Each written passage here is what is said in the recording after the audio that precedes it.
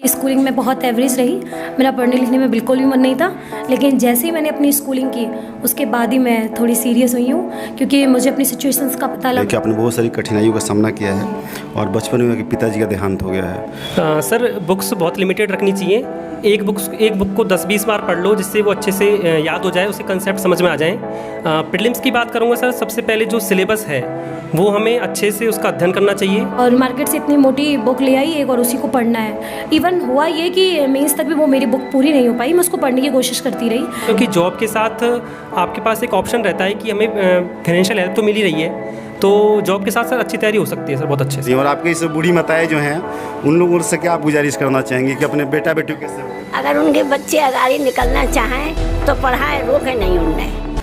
नमस्कार दोस्तों, स्वागत है आपका कोई इंस्पायरिंग और इन्फॉर्मेटिव वीडियो में। हमारे साथ दो सेलेक्टेड आरएस के टॉपर हैं जिनसे हम बातचीत करेंगे। पहले भी हम जयपुर में, अलवर में तमाम इंटरव्यू किए हैं, लेकिन आज अलवर से दूर करीब 70-80 किलोमीटर दूर खेड़ली में हम आए हुए हैं। और मतलब कि सौभाग्य ये है कि आस ही पास में दो लोग सिलेक्टेड हैं और दोनों लोगों का मतलब संघर्ष बहुत लंबा रहा है और कहीं ना कहीं एक दूसरे को सहयोग और संयोग से मतलब सेलेक्ट हुए हैं। और यूपीएससी चाहे सिविल सर्विसेज जो भी होता है, सहयोग संयोग से सिलेक्ट हो मतलब उसमें हुआ जा सकता है। तो आरएस के दो टॉपर से हम बात करेंगे। हमारे साथ विष्णु बंसल सर हैं जिनकी रैंक 60वीं है, सर एसडीएम बनेंगे। और मैम हैं अंजू अग्रवाल मैम जिनकी रैंक 196वीं है और मैम अकाउंट्स ऑफिसर बनेगी। और अभी तक आपने चैनल को सब्सक्राइब नहीं किया तो चैनल को सब्सक्राइब करें, वीडियो को लाइक करें और शेयर करना ना भूलें। राजस्थान के लोग मुझे बहुत प्यार सपोर्ट दिया है, आप ही लोगों की डिमांड फिर से मैं राजस्थान आया हूँ और अभी तमाम टॉपर्स के मैं इंटरव्यू करने वाला हूँ। तो सर सबसे पहले आपको बधाई। Thank you sir. मैम आपको भी बधाई। बहुत बहुत धन्यवाद सर। सर आपका बेसिक इंट्रोडक्शन क्या है? सर मेरा नाम विष्णु बंसल है, मैं अलवर ज़िले का रहने वाला हूँ। वर्तमान में मैं अध्यापक पद पर कार्यरत हूँ और सिविल सर्विसेज की तैयारी में पिछले 4 वर्षों से कर रहा हूँ और आरएएस में मेरा ये सेकंड अटैम्प्ट है और वर्तमान में मुझे 60वीं रैंक प्राप्त हुई है। ओके मैम आपका क्या है बेसिक इंट्रोडक्शन? सर मेरा नाम अंजू अग्रवाल है, मैं अलवर ज़िले में खेड़ली कस्बे की निवासी हूँ और मैंने अपना ग्रेजुएशन किया। उसके बाद मैं टीचर, सबसे पहले मैं पटवारी में सेलेक्ट हुई थी, उसके बाद मैं टीचिंग ज्वाइन किया और टीचिंग के बाद मैंने आरएएस दिया। आरएएस के बाद मेरा ये 3rd अटैम्प्ट है। लास्ट टाइम मुझे 572 रैंक मिली थी और वर्तमान में मैं अध्यापिका हूँ। सर जो है कि एकेडमिक कैसा रहा आप लोगों का, मतलब पढ़ने में पहले कैसे थे, या बहुत ब्राइट स्टूडेंट थे या फिर एवरेज स्टूडेंट थे? सर स्कूलिंग के दौरान एवरेज स्टूडेंट्स में आते थे, उसके पश्चात भी एवरेज स्टूडेंट्स में ही रहे। बीएड के दौरान थोड़े सीरियस होने लगे और उसके पश्चात हमने रफ्तार पकड़ी। जी सर। क्योंकि ये लगता है कि मतलब जो टॉपर होते हैं बहुत ज़्यादा वो मतलब पहले से पढ़ने में बहुत इंटेलिजेंट होते हैं, ऐसा कंसेप्ट होता है स्टूडेंट जो सुनते हैं। तो मैम आपका क्या रहा है बैकग्राउंड, मतलब एकेडमिक क्या रहा है? मेरा बैकग्राउंड ऐसा रहा कि स्कूलिंग में बहुत एवरेज रही। मेरा पढ़ने लिखने में बिल्कुल भी मन नहीं था, लेकिन जैसे ही मैंने अपनी स्कूलिंग की उसके बाद ही मैं थोड़ी सीरियस हुई हूँ, क्योंकि मुझे अपनी सिचुएशंस का पता लगा और थोड़ी मैच्योर भी हुई, तब मैंने पढ़ाई के बारे में सोचना शुरू किया। तो सर कब आपने ये सोचा होगा कि मतलब मुझे सिविल सर्विसेज करनी है? आप टीचर थे तो कहाँ से मतलब कंसेप्ट आया कि नहीं अब समाज में टीचर तो वहाँ भी सबसे बड़ा कंट्रीब्यूशन वही आला कि टीचर भविष्य के जो छोटे छोटे मतलब बच्चे होते हैं जो नीति निर्माता के तौर पे आगे चलते हैं, लेकिन एसडीएम सर बहुत स्तर पे मतलब बहुत बड़े स्तर पर सर सिविल सर्वेंट होकर सर काम किया सकता है। सर ये कंसेप्ट कहाँ से? सर 2016 में मेरे स्टाफ से एक आरएएस में सिलेक्शन हुआ था, उनसे मैं इंस्पायर हुआ और उसके पश्चात मैंने प्रिपरेशन स्टार्ट की सर। और अंजू मैम से भी मैं इंस्पायर हुआ था और उन्होंने मेरी काफ़ी हेल्प की सर इस चीज़ के लिए। मैम आपका क्या रहा पटवारी से आरएएस का, कहाँ से कहाँ तक संघर्ष रहा? पहले पटवारी में सेलेक्ट हुई तो लगा कि फील्ड की जॉब गर्ल्स के लिए ज़्यादा अच्छी नहीं है, तो मुझे टीचिंग में जाना चाहिए, तो मैंने टीचिंग ज्वाइन किया। उसके बाद से जब मैंने देखा कि हमारे यहाँ से कई आरएएस 2012 के बैच में सेलेक्ट हुए थे और एक पुष्कर सर भी थे, तो मैंने उनको देखा, उनसे मार्गदर्शन भी लिया, तो सोचा कि आगे मैं प्रिपरेशन करती हूँ और मैंने तब से प्रिपरेशन जारी रखी। 2013 में मेरा पहला प्रयास था, तब मैं मेंस तक पहुंची थी और 2016 में 572 रैंक मैंने ली, लेकिन मुझे कोई पोस्ट नहीं मिल पाई और वर्तमान में मैंने 196 रैंक प्राप्त की है। मैम जैसे कि हम चर्चा कर रहे थे इंटरव्यू शूट होने से पहले कि आपने बहुत सारी कठिनाइयों का सामना किया है और बचपन में पिताजी का देहांत हो गया है, तो कठिनाइयों क्या क्या थी, थोड़ा बताइए आप मतलब कि एक्सपीरियंस को कि आप क्या क्या कठिनाइयों का सामना किया आपने और कैसे उससे आपने चुनौती करके मतलब यहाँ मुकाम तक पहुँची? जी, जब मैं 6 साल की थी तो मेरे पिताजी का देहांत हो गया। तो निश्चित रूप से जब परिवार का मुखिया चला जाता है तो मानसिक रूप से, सामाजिक रूप से बहुत सारी प्रॉब्लम्स का सामना करना पड़ता है और ऐसे बुरे वक्त में कोई साथ में नहीं देता। लेकिन फिर भी जब मैं धीरे धीरे चलती गई तो थोड़ा इन संघर्षों ने मुझे मजबूत बनाया और मुझे एक चीज़ समझ में आ गई कि ये सारा काम मुझे अकेले ही करना है, तो फिर मैं क्यों किसी की राह देखूँ। तो फिर मैंने अपने ही बेसिस पे अपना लक्ष्य निर्धारित किया और उसमें मैंने कठोर परिश्रम किया, सारी परेशानियों का डटकर सामना किया, जिससे मैं सेलेक्ट हो पाई। सर ऐसा माना जाता है कि कोचिंग करना बहुत इंपॉर्टेंट है सिविल सर्विसेज प्रिपरेशन में, लेकिन आप दोनों लोगों ने में से किसी ने कोचिंग नहीं कोई ज्वाइन किया है, सेल्फ स्टडी करके आप दोनों लोग सेलेक्ट हुए हैं। आप तीसरी बार में सेलेक्ट हुई हैं और सर आप दूसरी बार में सेलेक्ट हुए हैं। आप लोग ऐसा लगता है कि यदि हम कोचिंग लिए होते हैं तो फर्स्ट अटैम्प्ट में ही सेलेक्ट हो गए होते हैं, क्योंकि वहाँ एक तो गाइड मिलती ही है। मतलब जो भी एस्पिरेंट सुनते हैं, जो फ्रेशर्स हैं, क्या उन्हें कोचिंग लेना जरूरी है या फिर स्टार्टिंग में सेल्फ से प्रिपरेशन कर सकते हैं? सर ये आवश्यक नहीं है, लेकिन यदि आपके पास संसाधन है तो कोचिंग ली जा सकती है। इससे अच्छा हो पाता है सर, तैयारी अच्छी हो पाती है सर इससे। जी, मतलब और सिलेक्शन के चांसेस बढ़ सकते हैं। मैम आपका क्या कहना है कोचिंग के बारे में? मेरा भी यही मानना है कि कोचिंग आपको, एक तो आपको मटेरियल मिल जाता है वहाँ पे, और दूसरा बहुत सारे जो टफ़ टॉपिक्स होते हैं वो आपके वहीं कोचिंग में क्लियर हो जाते हैं, जबकि सेल्फ स्टडी में ऐसा नहीं हो पाता। आपको खुद को ही अपना मटेरियल सर्च करना पड़ता है, यूट्यूब की हेल्प से, गूगल की हेल्प से आपको करना पड़ता है और आपको प्रॉपर गाइडेंस भी नहीं मिल पाता और आप अपने आप को स्टैंड कहाँ कर रहे हो ये भी नहीं पता कर पाते। तो कोचिंग इस चीज़ में निश्चित रूप से रोल प्ले करती है, लेकिन ऐसा नहीं है कि कोचिंग ही सिलेक्शन करवाती है। सिलेक्शन के लिए आपकी सेल्फ स्टडी, आपकी स्ट्रेटजी बहुत ज़रूरी है। आप कोचिंग लो, लेकिन उसके साथ साथ आप अपना खुद का व्यू भी जब तक नहीं डालोगे तब तक आप सेलेक्ट नहीं हो सकते। सर प्रीलिम्स की स्ट्रेटेजी क्या होनी चाहिए और प्रीलिम्स का बुक लिस्ट आपने कौन कौन से फॉलो किया था? ये बुक जो दिख रहा है बहुत कम ही लिमिटेड बुक, एक्चुअली सर ने बहुत लिमिटेड बुक में पढ़ाई की और मैम ने, तो जी यहाँ पे बुक है, मुझे लग रहा शायद यहीं पढ़ के आप मतलब सेलेक्ट हुए हैं, तो थोड़ा सा बताइए कौन कौन सी बुक है ये? सर बुक्स बहुत लिमिटेड रखनी चाहिए।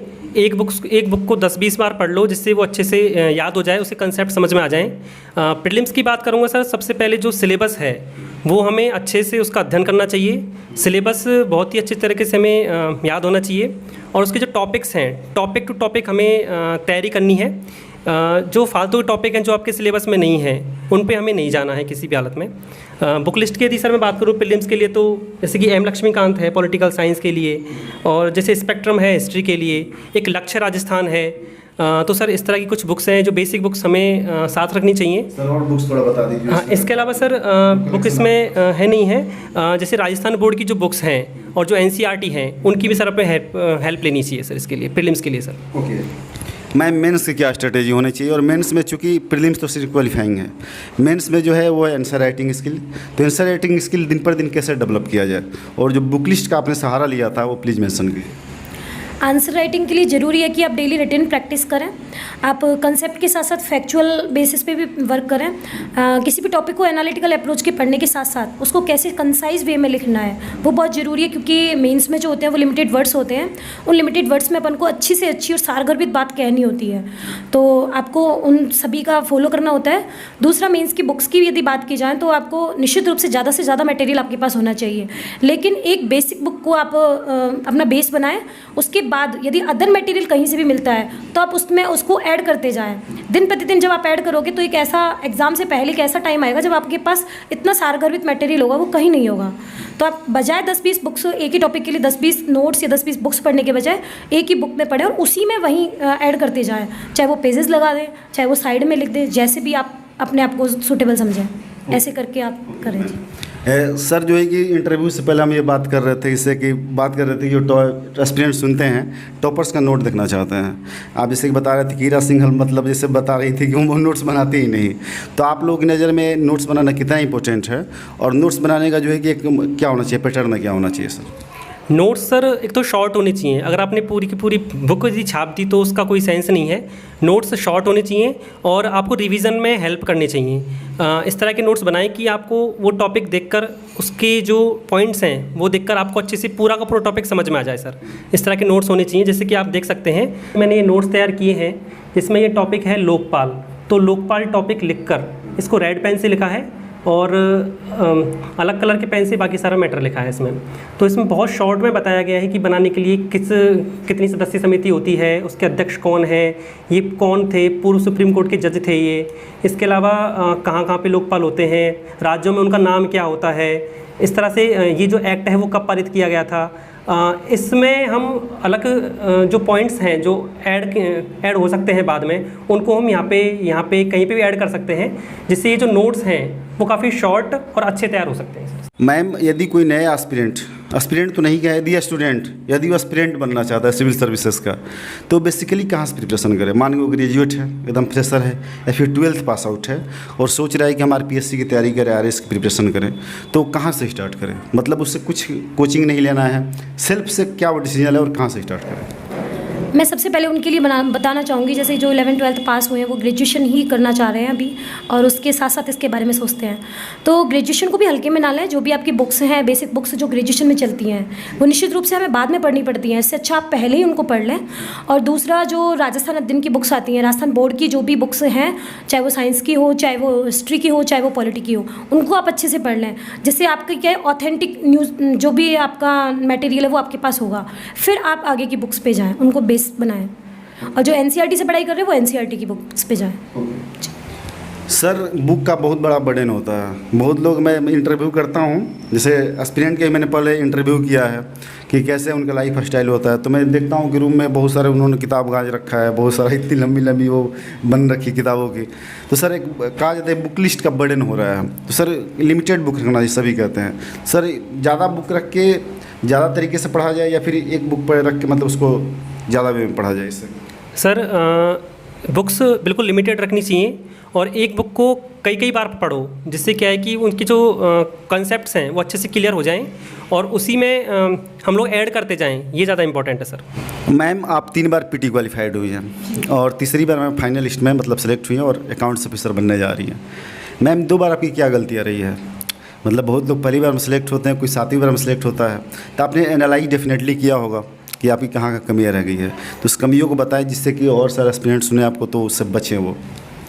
जब मेरा फर्स्ट अटैम्प्ट था, जब मैंने फर्स्ट टाइम मेंस लिखा था, तब मुझे ये भी नहीं पता था कि कितना कंसाइज पढ़ना है, क्योंकि चूंकि सेल्फ स्टडी में थोड़ी सी प्रॉब्लम आती है, कोई बताने वाला तो मैं होता नहीं है। तो मैं बहुत सारी बुक्स पढ़ती थी, बस मार्केट से आ गई और मार्केट से इतनी मोटी बुक ले आई एक, और उसी को पढ़ना है।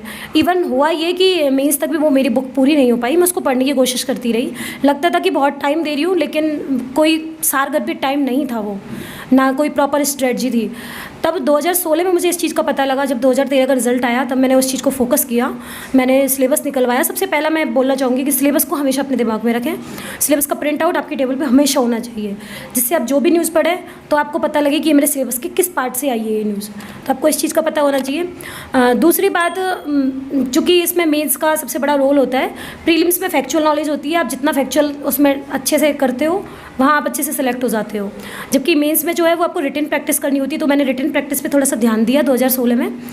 मैंने टेस्ट सीरीज ज्वाइन की, और जब मैं दे पाई तो मैंने टेस्ट सीरीज़ दी और अपने आप को एनालिसिस किया। फिर भी 2016 में मुझे लगा कि कट ऑफ से सिर्फ नंबर आना ही ज़रूरी नहीं है, आपको अच्छे नंबर लाना बहुत ज़रूरी है, क्योंकि इंटरव्यू से भी ज़्यादा रोल मेंस का होता है। अब की बार मैंने बहुत मेहनत की इस विषय में, और चूँकि जो 4th पेपर होता है वो बहुत ज़्यादा स्कोरिंग होता है, उस पर निश्चित रूप से सभी बच्चे फोकस भी करें। तो मैंने सारे चारों पेपर पे प्रॉपर फोकस किया, और जो भी 2016 में जो भी कमी आ रही, जैसे कहीं फैक्ट्स नहीं लिखे, कहीं मुझे लगा कि मैंने आंसर राइटिंग में थोड़ी सी गलती कर दी है, और लिमिट वर्ड्स में नहीं लिख पाई थी, तो उस चीज़ पे मैंने फोकस किया। मेरी कंसेप्चुअल अप्रोच अच्छी रही थी हमेशा, लेकिन फैक्ट्स में मैं थोड़ा सा, मैं शुरू से क्योंकि आर्ट्स बैकग्राउंड से रही हूँ, तो मुझसे रट्टाफिकेशन होता नहीं है।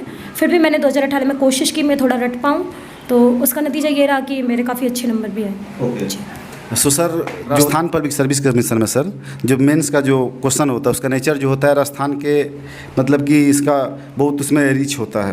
राजस्थान स्पेशलाइज्ड, राजस्थान लोकल्स के बारे में, जैसे कि आर्ट एंड कल्चर हुआ, हिस्ट्री हुआ, ज्योग्राफी हुआ, सर उसको कैसे कवर करें?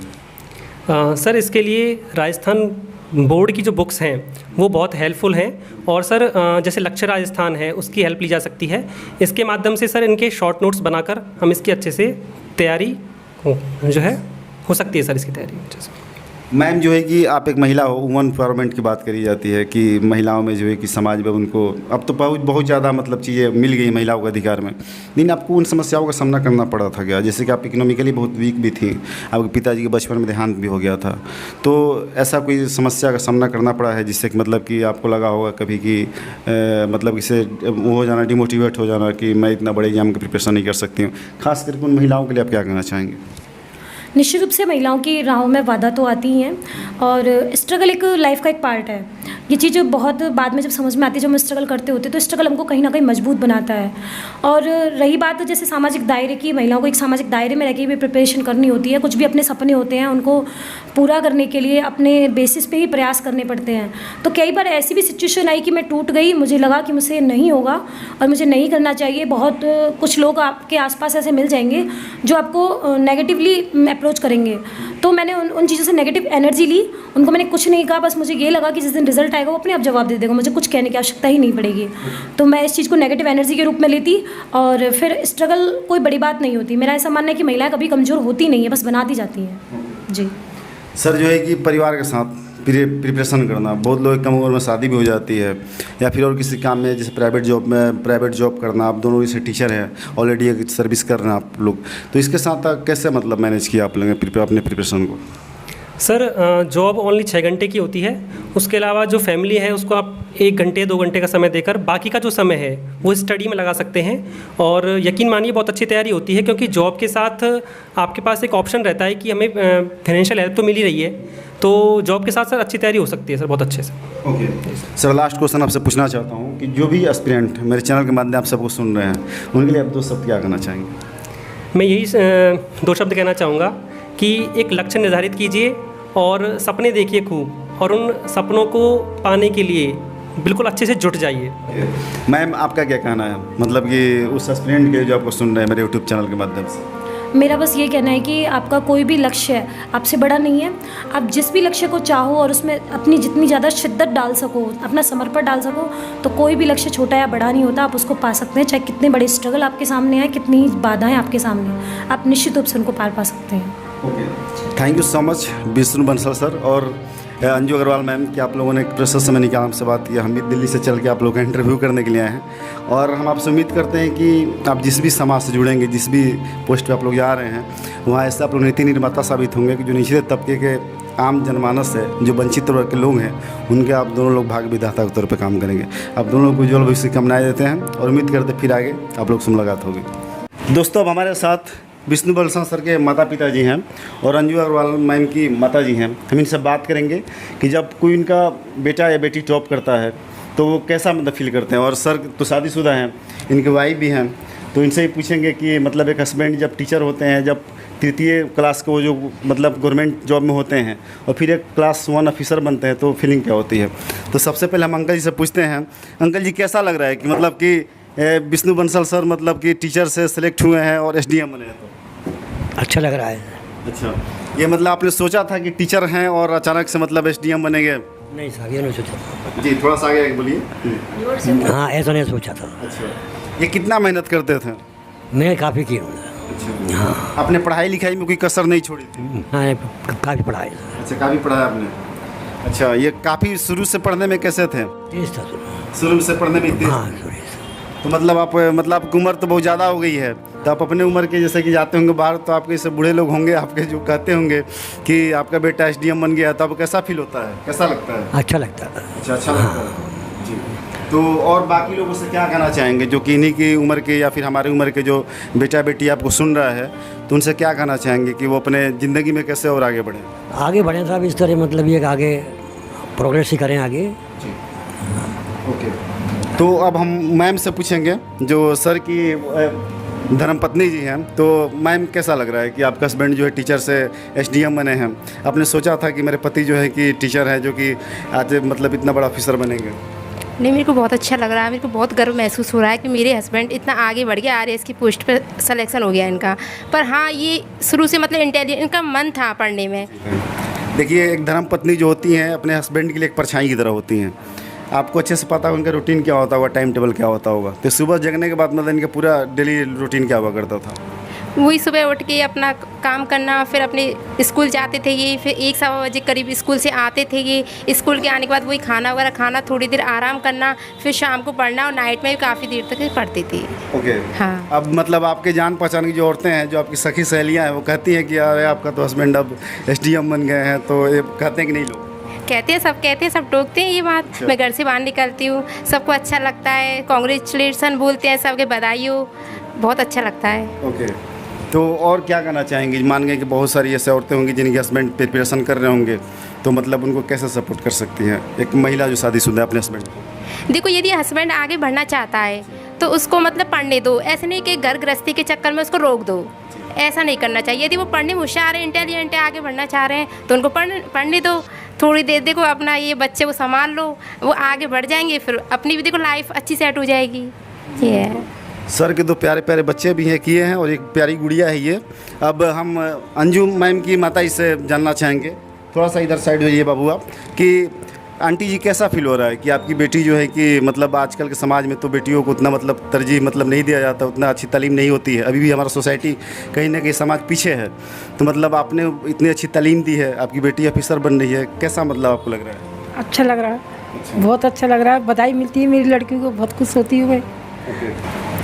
तो आंटी जी, जैसे कि हम इंटरव्यू जब इनसे कर रहे थे तो ये बता रही थी कि बहुत संघर्ष करी हैं, आपने भी बहुत संघर्ष किया है, तो आपने इनको मतलब कितना हार्ड वर्क करवाया है इनसे कि आज आपकी बेटी मतलब होता ही है कि 27-28 साल उम्र होगी, 25 साल उम्र होगी तो शादी कर दो बेटी की, ऐसा कहा जाता है, लेकिन आप इनको पढ़ाई, तो मतलब ये आपको कहाँ से मतलब ये मतलब छोटा आया कि मतलब नहीं हम इनको पढ़ाएंगे बेटी को?